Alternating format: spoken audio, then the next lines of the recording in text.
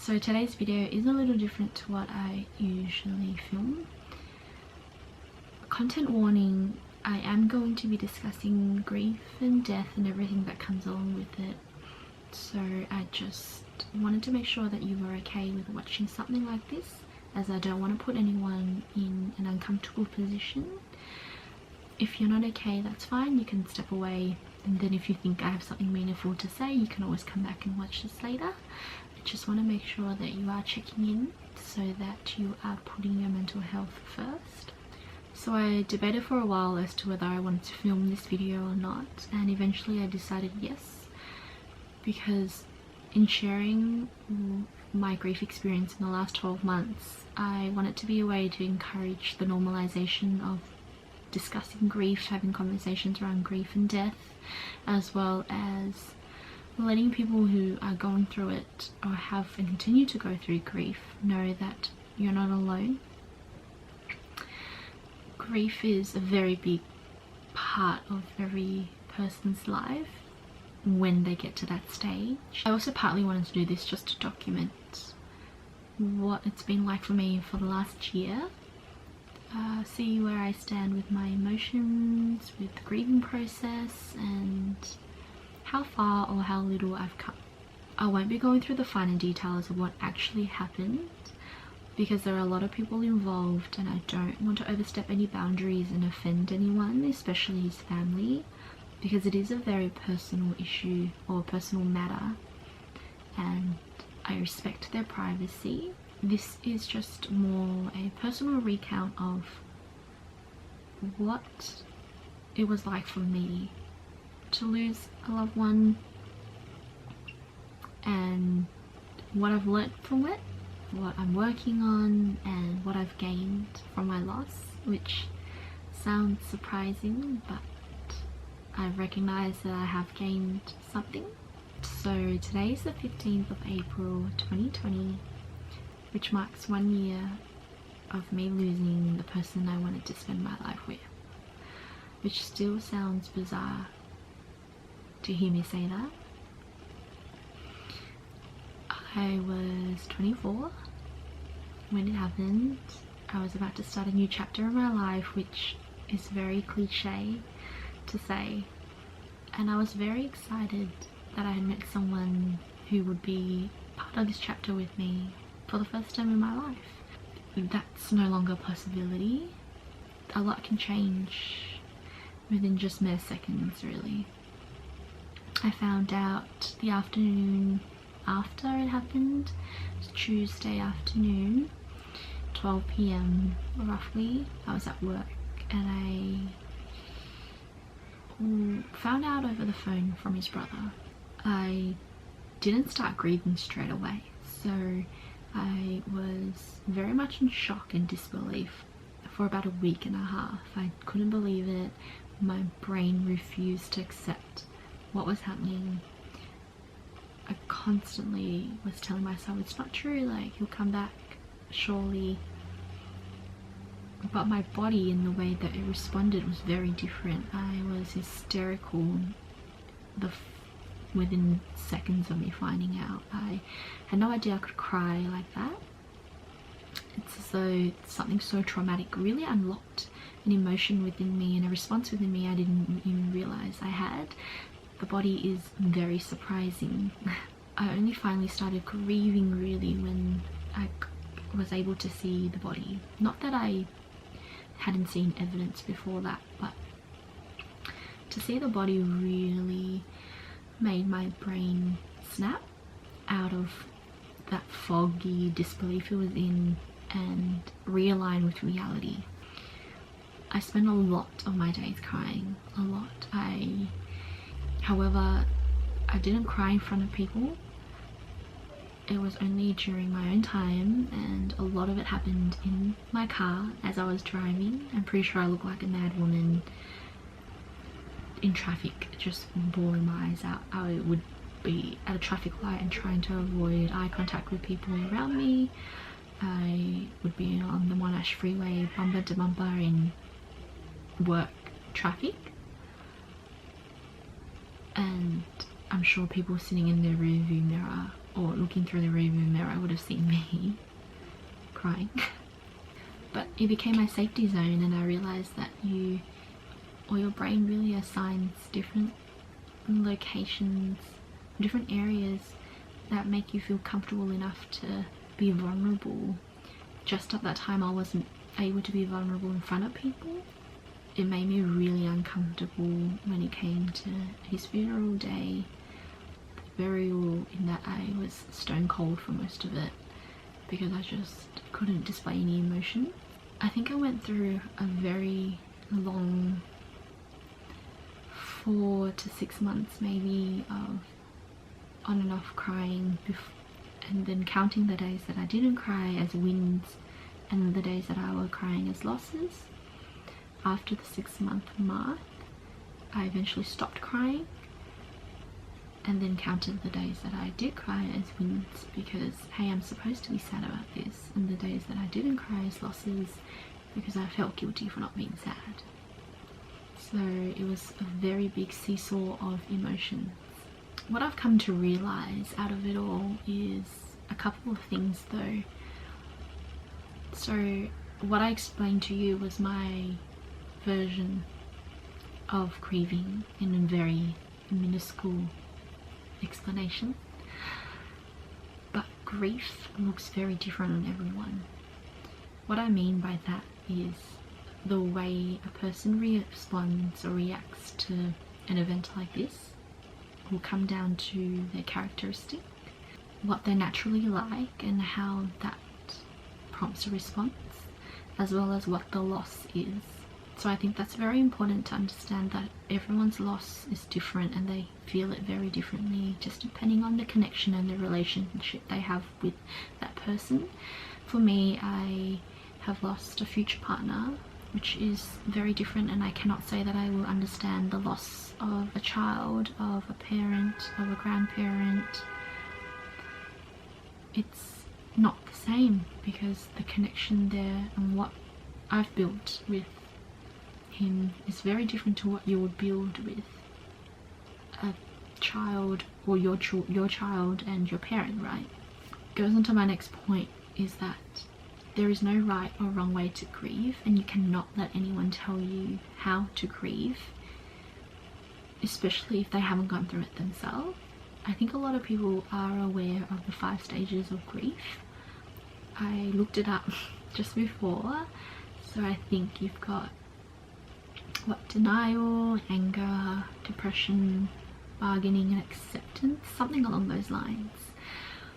And it all sounds very, very linear, and I think a lot of people think that's the different stages you have to go through before you eventually are done with grieving, but that's not accurate.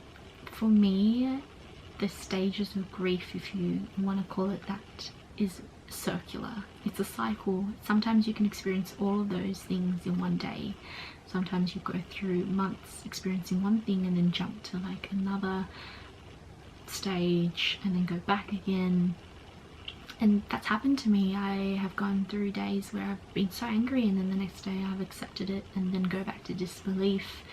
It's very common, and you cannot have someone tell you, no, but you've already gone through the denial stage, why aren't you, in the bargaining stage? Like, you're almost there at acceptance and then you'll be done, because you're never going to be done with grieving someone who's made such an impact in your life.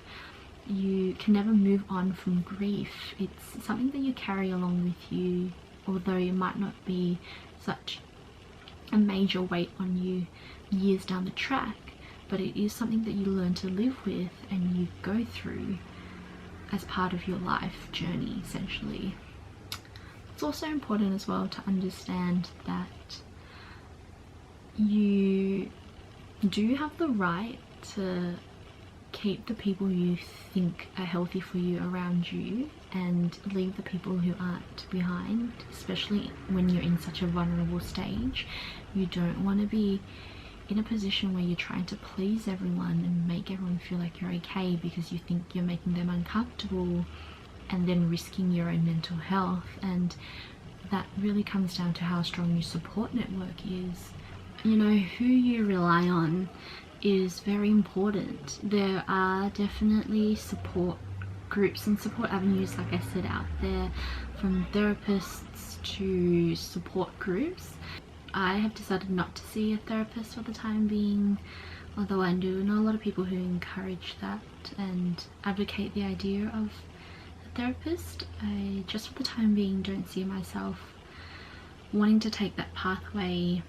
I am quite self-aware of my own emotions and my thoughts, and I like to reflect a lot on why I feel a certain way or do a certain thing. So for the time being I feel like I'm okay, not to say that I won't do it in the future. I have tried to contact support groups before because I felt like if I spoke to people who have gone through the same experience it might help, but that hasn't been successful in being set up. But what I have realized is, for me personally, I have found one or two people who genuinely really want to know how I am, want to hear what I have to say, and sometimes they realize that all they need to do is just listen rather than saying anything, because sometimes there isn't anything to say. I feel like if you don't think what you have to say is correct, you don't need to say anything, because it's better not to. I have heard a lot of things from people who try to console me, and I don't think they realize that the things they're saying aren't very helpful. I mean, you might be very lucky and have a strong support network and a wide support network, which is great. I could not talk to my parents about this, not that I'm throwing shade at them or anything like that, but it was a very different relationship between my parents and I, where we don't openly converse about our feelings and our emotions. They definitely tried to support me in the ways that they knew how to, so just making sure that I was eating, sleeping, you know, staying healthy, and pretty much not being sad. But it's different to the kind of support that you might need, which is just someone to really talk to. I cannot thank his family enough though for being so welcoming to me. I spent a lot of time with them in the first, say, 3 months or so. They were so accommodating, making sure that I knew that I was a part of this with them, that we were going through it together. They didn't owe me anything and they still did it, and I honestly would not have known what to do if that didn't happen and I was really alone. You know, it's okay to open up to people and to be vulnerable, but also to make sure that you're choosing the right people to do that with. Another thing that I really learnt from this is that my normal life that I was used to before what happened couldn't be brought into what I call now the after, or after what's happened basically. I tried to go straight back into my normal life as soon as it happened, essentially. So when I found out on the Tuesday, on the Sunday I went straight back to work. The Wednesday night, which is the day after I found out, I went back to play futsal. I still attended my social events. I went back to uni and did classes because I was in the last semester of my degree, and it wasn't right, and it really ruined me for the first 2 to 3 weeks. I was a mess. It was very destructive to my mental health, essentially. I remember on the Wednesday night playing, and when I finished I just ran out of the stadium and cried so much in my car, because the week before that he had come to watch me play, and I still thought I could see him in the corner of my eye sitting in the seat that he used to sit in, and it was putting so much strain on me because I just thought I could go back to being normal and pretend like everything was okay, but it wasn't. And so you adopt a new norm, essentially. You learn to live with this absence in your life in a different way. I now can see how you have to adapt and adjust to change, even if it's change that you don't want and you don't like. In saying that, I am working on a lot of things to continue to improve this relationship between me and my mental health. So I have made a commitment to myself in 2020 to practice self-care and healing, because I've realized that I'm a person who isn't a sad person at my deepest core. I'm not a depressed person. I don't carry anger with me. I am genuinely a happy person. I go about my day, whether it be at work, around friends, pretty much always smiling, always laughing, cracking jokes. And that's just how I want to be. I'm not saying that I'm not sad still about what's happened and that it doesn't affect me, because it still does. But who I am innately is someone who is happy, which has taken me some time to figure out, and the fact that I'm admitting it now is really big for me. So in order to maintain who I am wanting to find ways to actively heal myself. I am quite surprised with how far I've come from it all, considering the first 3 months were so bleak. I still carry a lot of guilt with me. I am still sad. I still wish things were different and look back at the past all the time, but I want to be able to look at the past now and remember the good moments, not just focus on the fact that the life or the moments that I shared with him was cut so short. I want to be able to remember the memories that made me happy and focus on that, because ultimately knowing him and having him in my life was a privilege and an honor, and I was very fortunate to have him share his time with me, and that's what I want to remember.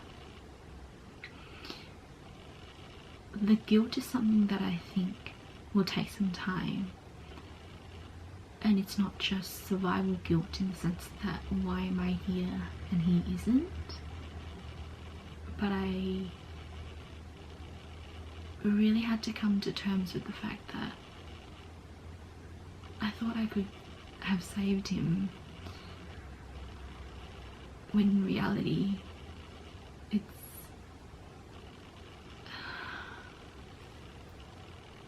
I told myself I wasn't gonna cry. So to put it briefly, we had a phone conversation and he passed away within 10 minutes after we had the conversation, and it's taken me a very long time to even tell myself that I wouldn't have known what would have happened even if I had kept him on the phone a few seconds after that. You know, there are nights that I think if I had just told him to wait instead of hanging up and maybe said stay safe, then everything would have been okay. I'm also working on the feeling of regret and not being able to tell him everything that I've wanted to tell him, especially when he pointed out that I don't really share a lot of things with him. It made me realise how much I hold things close to my heart, so me being vulnerable and open, especially right now, is something that I'm working on. I think the next point I want to make is very important to me, in that I have gained something out of this loss. I feel like a lot of people fixate more on the loss because of how big it is. I'm never going to be able to forget that this is something I've gone through, but I have gained something from it, and it's perspective. It's a different outlook to life. And I think it's because I've been able to take a step back from everything and see the bigger picture. As humans, we are very self-centered. I have been, I still am at some points. We are very fixated on just our own lives, what affects us personally, how things can be a threat to our livelihood and the things that we own, who we are, and not really recognize our surroundings or be aware of what's happening around us. I feel like this is a good time to bring up the conversation around perspective within this current climate, because now everyone is facing the same uncertainties with their future. There's so much unknown, and I think with the world slowing down, it's good to sit back and kind of recognize where you are amongst everything and what you have now and appreciate it. I think it's important to be appreciative of what we have every day. The fact that we have a roof over our head, food and water, the ability to access the internet and watch Netflix, just the privilege of being bored as well. The fact that we're able to stay at home to make sure that we're safe and the people that we live with are safe. There are people out there who don't have these necessities, and sometimes we can forget that. I've also come to realize that you can never know what will happen in the future. So when you are, saying goodbye to someone or leaving the house, although maybe not as applicable these days, what's the last thing that you said to that person you love, whether it be your mum, your kid, your partner, your grandparent? What if that's the last thing you say to them? It's reflecting on these things. Like, if you say tomorrow you knew it was going to be the end of your life, can you look back on what you have done in the past and really honestly say to yourself, yes, I am happy with how I've lived my life and I don't have any regrets. I'm really trying hard to make each day worthwhile, even in very small ways, because I have learnt, and I've learnt a lot from him as well, is that you shouldn't live your life in fear and should always make the most of the time that you've given. It's easy to talk about regrets, but it's never easy to fix them. I really think that that's all I have to share without making this video too long. I'm surprised I didn't cry during the video. But I thank you for taking your time out to listen to this, and hope that you have gained something from it. I don't expect it to be treated differently at all. I will never want anyone to treat me differently after knowing this. I'm still me. But I hope you are all staying happy and healthy, taking care of yourselves, making sure that you're checking in with your mental health, making sure that you're also looking after your physical health. I hope you all have a lovely day,